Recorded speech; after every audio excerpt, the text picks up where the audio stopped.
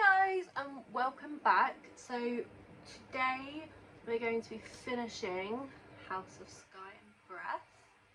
I'm on part 2. I'm about halfway through House of Flame and Shadow. Yeah, House of Flame and Shadow was released yesterday, so I went and got it. I literally got the last one that was left in Waterstones. I went on my lunch break. There was one left. So I got it. So yeah, I'm really excited to start it, but obviously I can't because I haven't finished this one yet. So we're gonna do a little reading vlog of House of Sky and Breath. As I say, I'm on part 2, chapter 37, and I think I'm like pretty much like bang on 50%. So we're gonna finish this, and then we will start House of Flame and Shadow. So, to be fair, I've been struggling with this one a bit, so I'm not sure how quick I'm going to read it.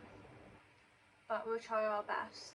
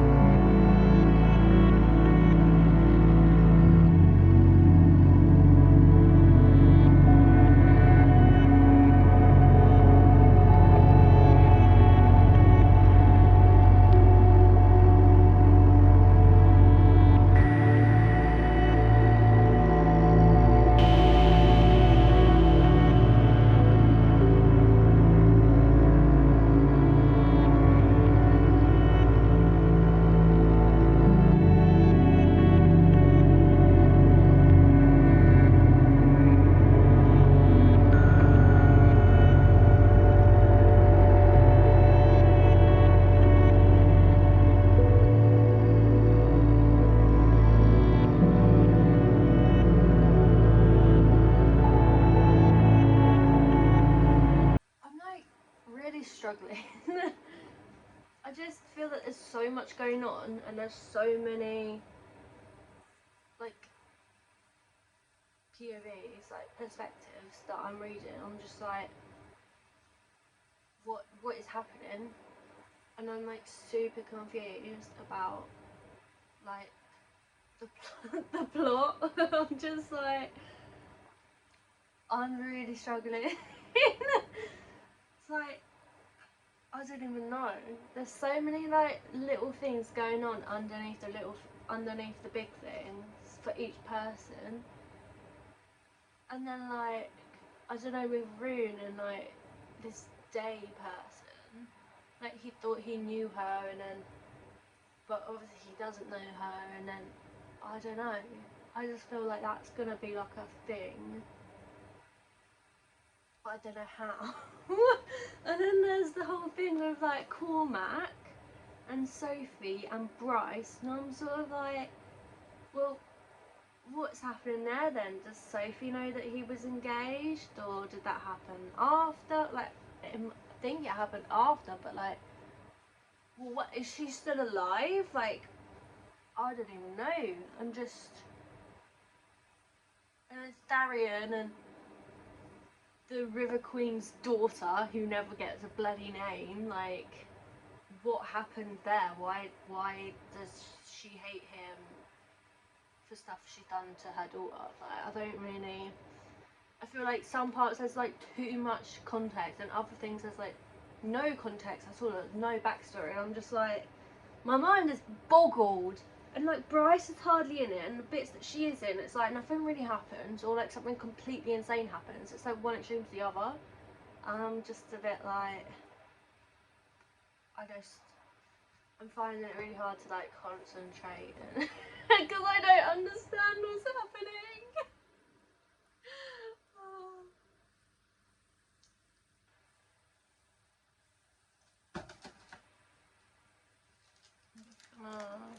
Eat some biscuits and then I'll carry on.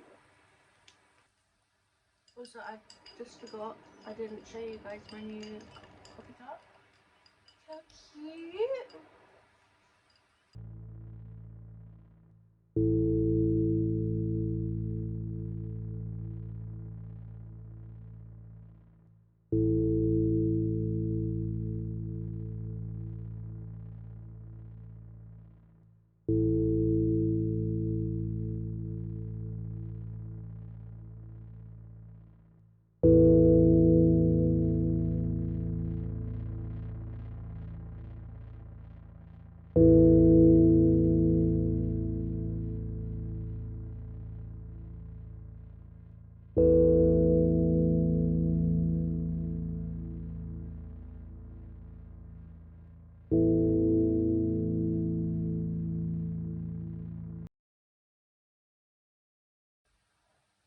No, there's another person, like another whole like area has been brought into. My brain can't be handling this. My brain is broken. Just,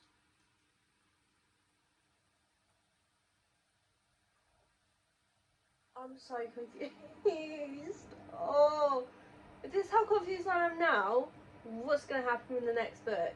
Like, that's all. Come here, give me a cuddle. Give me a cuddle. Oh, thank you.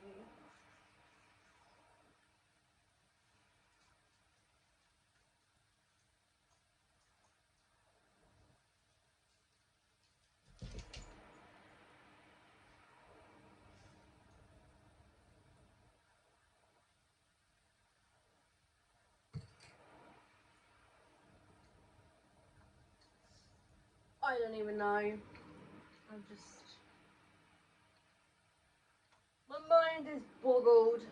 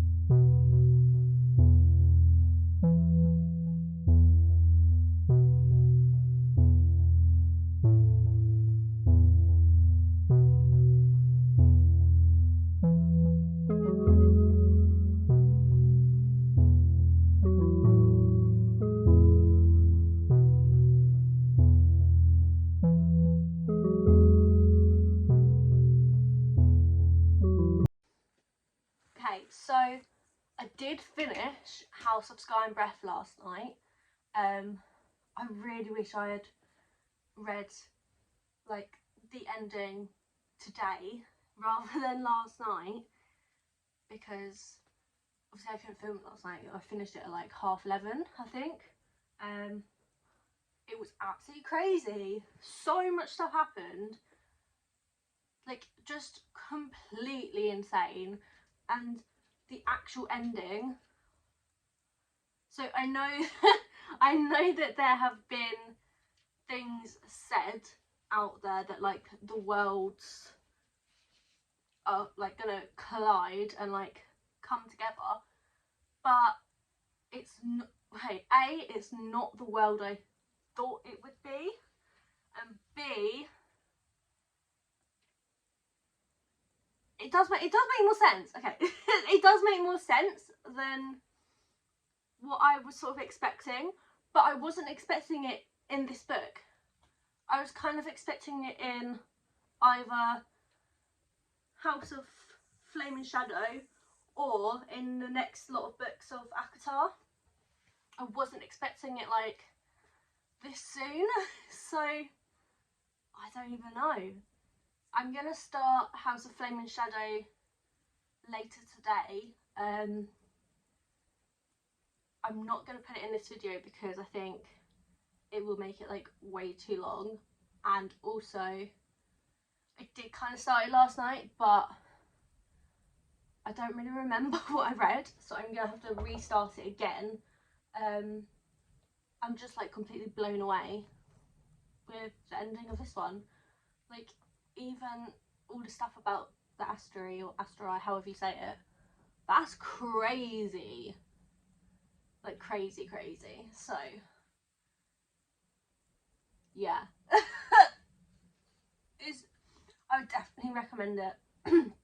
House of Earth and Blood, I think I liked more purely because like the world building was there more, and it was more, I don't know, like centered, like focused.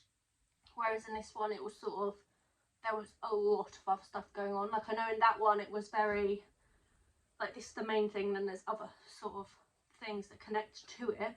But in House of Sky and Breath, I feel like there was a lot of different things that don't really connect with the main thing, and then the main thing isn't really like as much of a focus, and like Bryce isn't in it that much. I mean, she's in it, but I feel like she's not really like a main, she doesn't really influence much. She just sort of goes off on her own, like thinks of loads of random things, that like crazy things, and then she just does them and she doesn't tell anyone. And I think that's kind of like, while we're like watching all the boys in like the frat house like party and stuff about like random other sort of things, just a bit like, well, how did she figure that out? When did she do that? Do you know what I mean? Like there wasn't really much context on what she had been doing, and how she'd figured stuff out. So I feel like it was more, and I don't really understand how Danica is still like a main character in House of Sky and Breath. Like everything's still centered around her and what she had been doing before she died. But she died like what, like 5 years ago now? It was 2 years in that House of Earth and Blood, like 3 years ago. She's been dead for like the whole series. Why is she still a main character? I just don't. I mean, I understand that obviously the whole things are linked about it's stuff that she had been doing, like that's the reason that she'd been killed, but at the same time it wasn't. Oh, but then it was. Yeah, okay. I mean, I just feel like Bryce wasn't in it as much, and she's like sort of the main character, so it's a bit weird for me. But also like the fact that everything sort of happened so quickly, it was very confusing. Like I really struggled to read it, but like once you've read it, I feel like the plot comes together, and then it explains some stuff that happened in that book. So you finish thinking, oh well, what about that? Like that wasn't really like what happened there. Why did that happen? That is explained in like this book. So I don't know. The series as a whole, I absolutely love. I do feel like I enjoyed reading House of Earth and Blood a bit more than House of Sky and Breath, purely because it was easier for me to like get through and understand, because there wasn't as many like subplots. But I really would recommend it. Like the whole Sarah J Maas universe, I absolutely love. I would give anything to read like ACOTAR and Throne of Glass again for the first time. Obviously I can read them again, but for the first time, like I really would. And I do sort of feel like now I've read this one, I do feel like I should have read them again closer to reading these, ready for that one, the third one to come out, because I read ACOTAR like September, and then I read Throne of Glass in December, I think, and then obviously I've read these two for the first time in January. So I do sort of feel like I maybe should have gone, instead of taking the break between Throne of Glass and Crescent City, I should have gone back and read ACOTAR again, just so it was like fresh in my mind. So if you guys want to get into it, I would recommend reading them quite close together, so everything's fresh in your mind, because there are so many Easter eggs in like every single book, especially Throne of Glass.